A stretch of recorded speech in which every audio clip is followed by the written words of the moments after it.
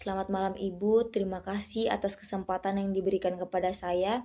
Saya Florentina Sitimese, mahasiswa program studi Pendidikan Bahasa dan Sastra Indonesia semester 6. Saat ini saya mau mempresentasikan hasil kerja saya mengenai penyuntingan cerpen dengan judul Ketika Aku dan Kamu Menjadi Kita, karya Ayu Rosi.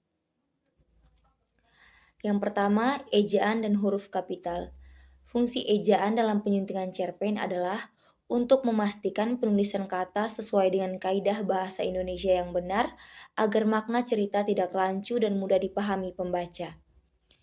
Ejaan yang tepat meliputi penulisan huruf kapital, penulisan kata depan, imbuhan, serta penggunaan huruf miring atau penekanan tertentu. Misalnya, dalam kutipan cerpen Ketika Aku dan Kamu Menjadi Kita, terdapat kesalahan ejaan seperti Ibu Ida yang seharusnya ditulis Bu Ida karena Bu merupakan sapaan yang harus diawali huruf kapital.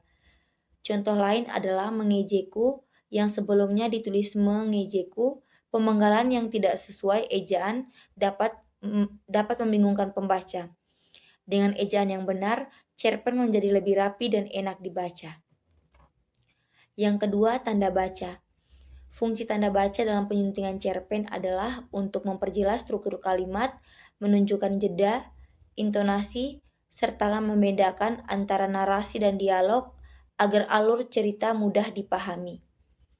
Misalnya, dalam cerpen Ketika Aku dan Kamu Menjadi Kita, terdapat kalimat, "Kila, kamu kemana saja? Sudah 2 hari kamu tidak masuk sekolah." Tanda koma setelah kila menunjukkan jeda dan tanda tanya digunakan karena kalimat tersebut adalah pertanyaan. Contoh lain, tanda petik 2 digunakan dalam saya ya di rumah Bu, yang seharusnya ditulis saya ya di rumah Bu untuk memperjelas intonasi dan struktur kalimat yang benar. Penggunaan tanda baca yang tepat membantu pembaca memahami emosi, percakapan, dan suasana cerita sehingga lebih akurat.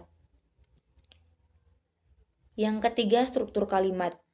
Fungsi struktur kalimat dalam penyuntingan cerpen adalah untuk menyusun ide secara runtut, logis, dan mudah dipahami pembaca.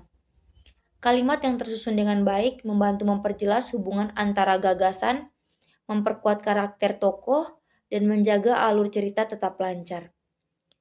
Dalam cerpen Ketika Aku dan Kamu Menjadi Kita, terdapat kalimat, "Aku pun menceritakan apa yang sedang kualami saat ini, merasa tidak dihargai dan dikucilkan karena aku berbeda dengan mereka."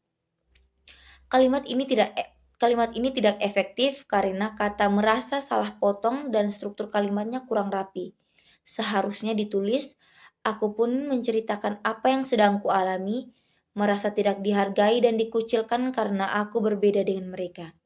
Dengan struktur kalimat yang benar, pesan menjadi lebih jelas dan cerita terasa lebih hidup. Sekian hasil presentasi dari saya. Atas perhatiannya saya ucapkan terima kasih.